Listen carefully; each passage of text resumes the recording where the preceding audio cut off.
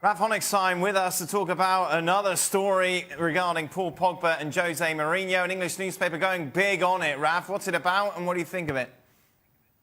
Well, the Sun had a story on Thursday morning saying there was a huge bust-up between Jose and Paul Pogba in the wake of the Leicester result and in the wake of Pogba's comments, who came out and said, I want to say a few things, but I can't because I would be fined, which of course was naturally taken as a huge dig at Mourinho. This is a Mourinho who had made him captain, who'd been very complimentary of him after the Leicester win, but nevertheless feels that the player perhaps wants away, or at least has some kind of a resentment perhaps left over from last year when the relationship was very much strained. United, we have to say, have denied this. They've come up very strongly saying there's nothing in it.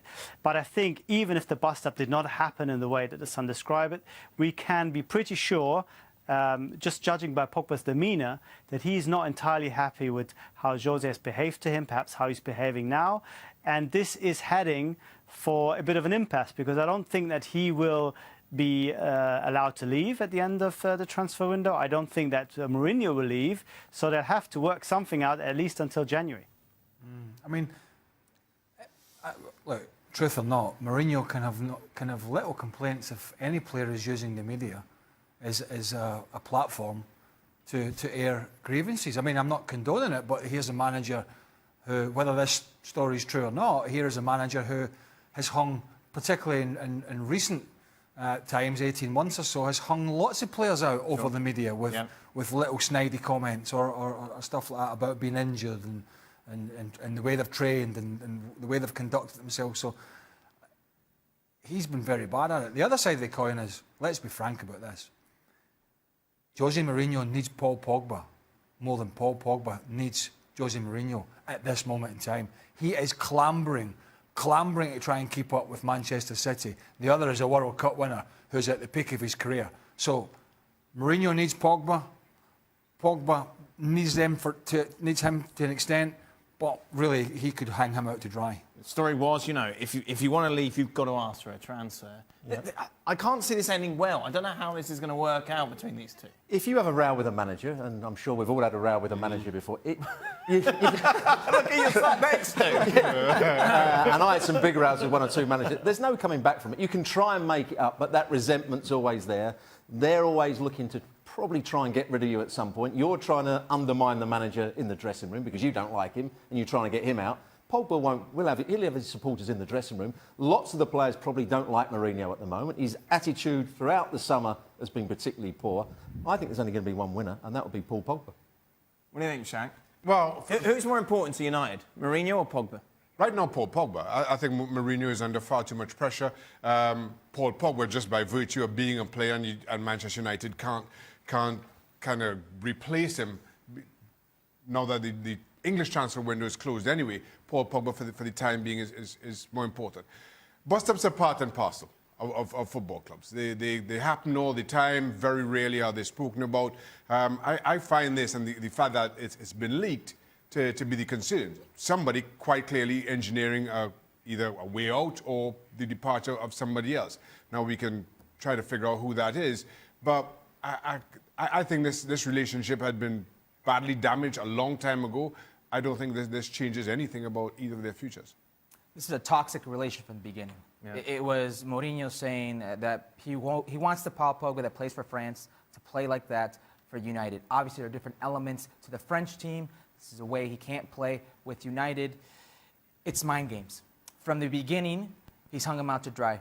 From the beginning of Mourinho's career in England, it's mind games with the opposition, it's insecurities with his players, trying to do anything he can to control them. This is the one player in his stable that right now he can't control. Did he try and throw an olive branch to him at the end of the Leicester game when he said he was, I think the olive branch was the captain's armband. Yeah, maybe. Yeah, captain's armband. And then he said to him, said to the press, he was magnificent. He put himself on the line. I didn't expect him to play as many minutes as he did. He's been phenomenal. He was absolutely excellent. All those sort of things. And then Pogba went the other way and destroyed all that. Well, this is it, because Pogba did it on purpose. He walked through the mix zone on purpose. Right, and listen, people have said, listen, Ferguson got rid of Roy Keane. Ferguson got rid of Jaap Stam when he saw it becoming a problem. Ferguson got rid of David Beckham when he thought Beckham was trying to outgrow everything about Manchester United. Van Nistelrooy, another one.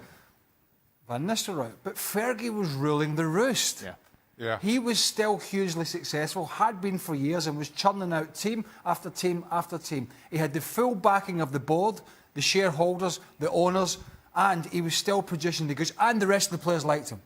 Right, we've got a total opposite here. We've got a coach who's fighting fire after fire, who seems to be almost arguing inwardly as well as outwardly, who fails to show anybody that he's happy, who doesn't make you think that the rest of the players in the dressing room are happy, that doesn't make you think going into work is something you want to do every day. It's fighting with his top stars. This is completely opposite from when Ferguson got rid of top players at Man United. So anybody that thinks this has got similarities to Ferguson fighting the top players is completely wrong. Sorry, Cus, we haven't got much time. I want to just finish off with Raf. Is this Paul Pogba, Raf, do you think, trying to instigate a media campaign against Mourinho, trying to get him out?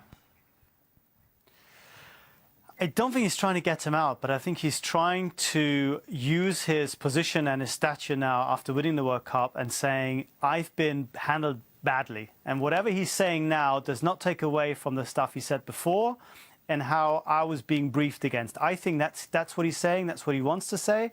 And at the very least, I think he wants to make that displeasure known and tell people that he hasn't forgotten what happened before and that no armband and you know, you've been magnificent and you've been a monster will make him forget that. And I think that is the worry for United and for Mourinho.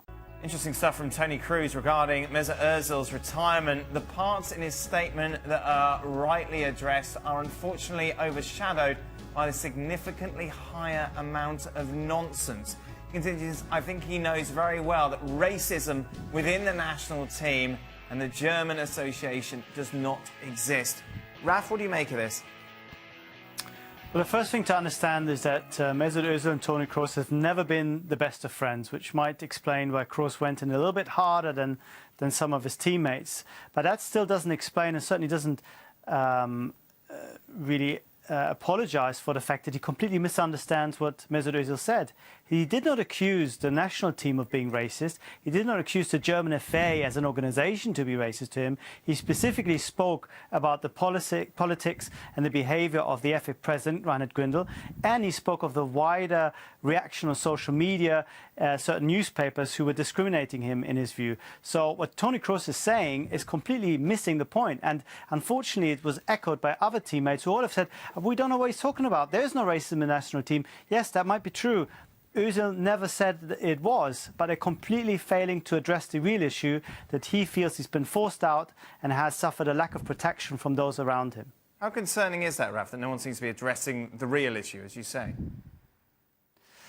It's hugely concerning. It's a missed opportunity, to put it mildly, but I think it's kind of sadly indicative of an environment where people prefer to answer the easy question, racism in the national team, of course not, what is he thinking about, and not really addressing the bigger issue, racism when it comes to behaviour in the stadium, racism when it comes to behaviour in people on social media, and that lack of protection he received both from his teammates and from the German FA in the person of the President Reinhard Grindel. Nobody wants to talk about this. Instead, they focus on the easy stuff and try to from a point of naivety, maybe from a point of just not wanting to engage with the issue. But of course, it discredits the overall argument if they can sort of pick holes in it. But it's really knocking down a straw man argument because he's never made it in the first place. Hello, welcome to Extra Time, everybody. Thank you once again for all your tweets. The first one is a subject that we dealt with on Monday. And it was the fact that Robbo is a godfather to two children, which surprised me because I didn't think you... But obviously, why does it surprise you? Yeah, I'm very thoughtful. Well, because it's Robbo. He thinks I'm unfriendly and Robbo unpleasant. and kids weren't two things that I would put together. Apart from the fact I've got two of my own and three stepchildren. You're going to be a grandfather. Yeah, and I'm going to be a grandfather as well. Congratulations, by the way. Yeah. Yeah. Yes. So, what's the question? Sorry. You don't run around with your hand up asking if you can be a godfather. No. Somebody asks you. Yeah. Right, well, that's Because they think. Are you a godfather? No. Not surprising there. I'm not into all those things. What do you mean all those? Well, like morals, teaching kids the right things. Seriously, like like christenings and stuff like that. None of my kids had anything like that. I don't bother with it. It's not all about the church, you know. No, I'm just saying I don't bother with anything like that. I've got the kids, and I just Do what I do. I don't get involved in any of that. None. Godfather Do you know to what I any? mean? Yes. No middle names, nothing. One? Two. So hang on, you can't be that strict. Make it mind up. Just recently, yes, yes. Who are they? One of He's my testing you out now. What are their names? Loan is Children. the name. Yeah. Yes. And the other name? Matia. You've just made those. No, I promise. Right, let's go. My wife's watching right now. Like I got it Godfather right. counts? You're not God. None? Raf? See? Godfather? Still waiting for anyone to ask me. Oh, there we go. Oh, wow. How about you? No. No. I mean, honestly, it's a lot of nonsense, isn't it? Okay. That's one way. What do you think Real Madrid needs to improve on during this transfer window? A centre-back or a forward? Their defence looked abysmal tonight. Glad to see Xhaka's not on vacation. Again. What was your question? Real Madrid, where do they need to improve, Shaq? Right. Oh. It's pretty obvious. The 15 goals, Champions League goals that are missing from Cristiano Ronaldo, I think they need a centre forward, an actual killer inside the box. I thought who Benzema will they looked get all right against Atleti. I thought Benzema looked all right. Yeah? Yeah. But he's not going to score all those goals. No, he's not going to score 15 Champions League Nobody's goals. going to score all those goals. I don't know. I think Harry Kane in that system, right You people around can't him. get Harry Kane. Okay, well, you asked. Well, you always suppose you can. Well, I think it's Can't get Harry. It's Real Madrid. Yeah, but Spurs aren't going to sell him now, are they? They sold Garrett. They sold Garrett Bale. I think it's a bit early to be having that. Where the Real Madrid need to improve, is it not? I mean, Usually during transfer time is when they talk about. Champions League winners from last year, with 2 or 3 months removed. They've had a bad result in the Super Cup, Third in La Liga. but the 2 centre backs have won it all. They've just bought a goalkeeper. The 2 full backs have won it all. Will they win the title? La Liga? I don't know. Just wondering if they needed Just saying- improving. Well, you can always improve, but I think it's a bit early to say, oh, did you see Varane and Ramos last night? They had a nightmare, because they've been very successful. Raf, what are the Champions League expectations for Bayern Munich this season? Really the same as every year. They will try to win it. They got pretty close last year with a team that wasn't that convincing overall against a team that also wasn't that convincing but had a bit more, and certainly had sort of big game changes and big game winners. Bayern have to rely more on the collective. They don't have the out-and-out superstars, and with Kovac, I think they'll be very, very fit. But I wonder if tactically they'll be quite at the same level that we saw from them in the early Heinkes years and under Guardiola. So they'll be again, I think, among the last 8, among the last 4, but they're not going to be among the real favourites going into this competition. Serie A kicks off this weekend, of course. The game's available on ESPN, ESPN Plus. Who will score more goals, Higuain or Ronaldo? Wow. Ronaldo. Ronaldo. Do you know, there's a lot of people saying, well, I say there's a lot of people. It's a security guard at our complex coming in. He's a big guy, though. he could be a lot of people. He's a Napoli supporter. When Stevie brought up the Everton fan. I have heard this before.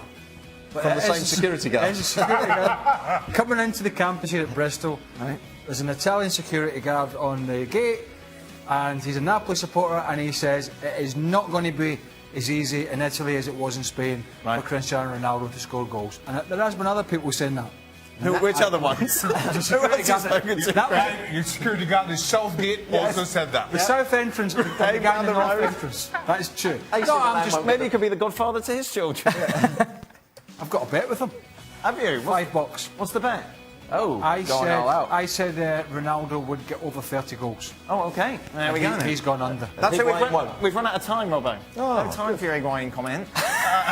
Just a reminder, ESPN FC back tomorrow. A massive Serie A preview. Be sure to join us. Gab will be on, plus other guests. Stuart Robson and Xhaka with me as well in the studio. We've had Wenger Mourinho, we've had Wenger Conte. We don't have either of them when Chelsea play Arsenal this weekend. We've got Sarri against Emery. What are you looking forward to in this game? I'm looking forward to get a good perspective on both teams. I thought Chelsea had a very good start to the season away from home, Mark, but it was Huddersfield. And they played well as the game went on. They didn't necessarily play well in the first half, but then they took control and it was comfortable in the end. I want to look at Arsenal from a perspective as they're not. You can't judge them on the City game because City are going to do that to a lot of teams. So I think second weekend of the Premier League season, more of a judgment call on both teams. Sarri an extra week because he came late in, and Arsenal against a team that's not clearly favourites to win the league, which Man City were. So I think we're going to learn a little bit more about both teams. I think Chelsea have the stronger squad in terms of quality. I don't think there's any doubt about that. And if they don't lose players before the end of August, that's going to help. And I think everybody was looking at Unai Emery last week and saying, well, what's different? You know, the usual crew. Well, what's changed at Arsenal? I mean, things are going to change in one transfer window. So maybe a good chance to evaluate them a little bit better. Two-part question. What's a good season for Sarri and what's a good season for Emery? Right. A good season for Sarri, I think, bearing in mind he's been so late in, is to get Chelsea back in the Champions League. Okay, top four. Top four. And look, Chelsea have always been a club in recent years where I've sat here and said, I think they're going to challenge. I realistically don't think they're going to challenge Man City this year. So I think getting in the top four, because he was so late in and getting his stuff across. I mean, don't forget, what mood's Hazard going to be in, what mood Willian's going to be in, what mood's Kante going to be in. Because they haven't gotten their moves that potentially some of them wanted. Yeah. From Arsenal's perspective, that's a more difficult one, because if they get in the top four, that's the winning the league for me at the moment with this group and with a new manager. So I think just stabilising and getting a good transfer window in January and then another good transfer window next season, I don't think they'll get in the top four. I think that will be a great season for them. Home advantage enough for Chelsea this week? I think so. I think they're strong enough. Depending on how Morata plays, that's a big if. Saw Kante getting forward last week. You know, it's not playing the holding role because Jorginho's playing in there. Will David Luiz playing a back four against better teams? So that's a kind of question mark. But I think if Chelsea's big players turn up, I think they're too strong for this Arsenal team, yes. Decent one. Week 2, Chelsea-Arsenal. Full preview right here, ESPNFC.com.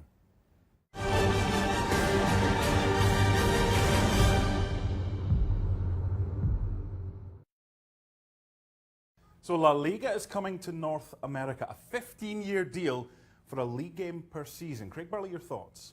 Open-minded, which it seems a lot of people are not. a lot of people in the business we're in seem to be against it and not open-minded. I applaud the fact that people are trying to think outside the box, and I understand there are going to have to be logistics that are worked out, but this is something that's clearly been discussed at length between both parties. So there's no downside for people here in North America, absolutely no downside at all. People will look at a particular downside for the teams or the supporters in Spain. But really and truly, until as I say, I'm open-minded both ways. If somebody sits here in front of me and gives me umpteen valid reasons why this is going to be a disaster, I'll listen. Okay. But at the moment, I don't see where the disaster is with this. I mean, it might be a little difficult to start with, but it's a long-term project, and fair play to those involved. Because the way that we watch football is changing, isn't it? Everything's changing. You know, the way we consume TV, the way we consume all our stuff in life, is our news, our sports, everything is changing. The fan experience is changing, and that is something that and let's not forget, there could be some financial stuff involved here as well. I don't know what the finances are. I'm not particularly interested in the finances. All I'm saying is, it has been announced, it is going to happen, it is a long-term plan, and just be open-minded about it and see how it works. Now, there will be no Clásico. We've seen that in the ICC. It's No. come over here. Yeah, They're not going to bring Real Madrid against Barcelona over. Well, but at the moment. At the moment, this is a 15-year deal. We'll see what happens. But in the past, this has been something that other leagues have looked at, the Premier League with the 39th game. This could open the floodgates to other leagues considering it if it's a success. Well, if other leagues are relevant enough, excuse the pun, if they're relevant enough and they drive business enough and there's enough interest, then I could, it might be something down the line.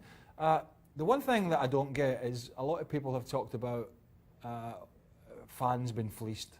You know, and I don't mean so much here in the US. I mean, you know, when it was mooted about the Premier League, they were talking about, well, the fan experience and the fans going to miss out and blah, blah, blah. Listen, there was a report last week that the Premier League clubs could play with their stadiums half empty and still make money. So the Premier League clubs in particular get their huge amounts of money via the TV deals, yet the fan still pays top dollar going to the game. So please don't give me the fan is getting fleeced, because the fan has his trousers pulled down every time he goes to a game at the moment, because the prices of watching the games are so high. That's not what this is about. And people that are moaning should really not be moaning about that. And as I say, if you don't want to be open-minded about it, then fair enough. I, as the most open-minded man in the world, Really? I haven't got an issue with it.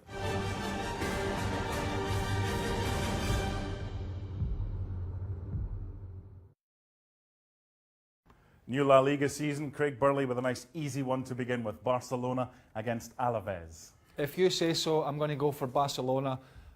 Made some good signings and the little man's fit, but I don't like the way you've just written off Alaves there. How do you know I've written them off? Is it on social media that would be called disrespectful or worse? Top of Segunda last year, very good, decent at home. That's a tough one for Sevilla away from home to begin with. Yeah, I mean, I suppose the first game of the season away from home is always tough no matter where you go, but I'm going to go for Sevilla. It'll be a tough season coming up from the second. Yeah, but I think they'll get a draw in the opener. Oh, you're going for a draw, yeah? Real Madrid against Getafe. Now, I'm going to, it's got to be home, but this is going to be so much pressure for the next few weeks for Lopetegui. After the Spanish debacle, after the Super Cup, post Zidane, post Ronaldo, it's going to be a great watch to see how they cope. I think they'll cope all right at the weekend, though. Yeah. Monday, what a game. Valencia against Atleti, who looked really good against Real Madrid. They did, and I think just watching them and seeing the players that they've brought in and the players that they've kept, and how hungry Diego Costa is, and particularly in Griezmann still there, Koke, Saal, Godin, Oblak, and then the Thomas Lamar's come in. I just think it's great for Sergio. I'm going to go for a win here, but it's a tough game at the Mestalla, a really tough game to start, be a great game. But having watched them in the Super Cup, I'm just so impressed with them. What rate, guile, quality, I think they're going to really push Barca and Real Madrid all the way, and if they slip up, Atleti could win the league. So I think this will be a tough game for them, but having seen the quality they've got this summer in the Super Cup, I'm going for a win. I think it'll be a draw. I just wonder now, if you offered a point to Simeone, would he take it? No. I'm not sure he would. You seen him jumping about in the sidelines? He would not take a point. So we agree on a couple and disagree on the other two. The opening weekend of La Liga. Worrying. Full preview on ESPN.com.